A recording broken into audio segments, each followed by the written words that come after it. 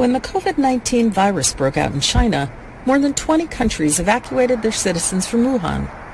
But many foreign students chose to stay or could not afford to leave. This is one student speaking back in February.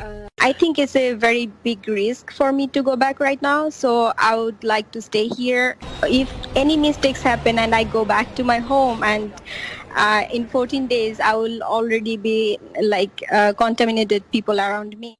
2 months later, students emerging from lockdown are sharing their thoughts with family members back home, where the number of confirmed cases is growing. The situation has improved here a lot, about 80 to 90%, but we are still worried as coronavirus has now affected many other countries, including Pakistan, and now we are concerned about our families back home.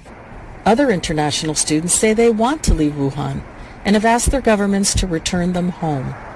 There's a sharp decline in the number of people affected by coronavirus in Wuhan. We are still feeling unsafe, though, which is adding to our depression, anxiety, and fear with each passing day. The government of Pakistan evacuated 6,000 pilgrims from Iran.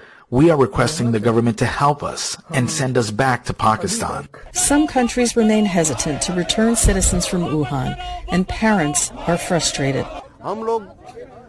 We will continue our protests until our children are brought back. We have no other demand. We only need our children back, who are dangling between life and death. They are falling victim to depression. And Janatun Nahar, the student who stayed in Wuhan to limit the spread to her home country, remains worried about her family.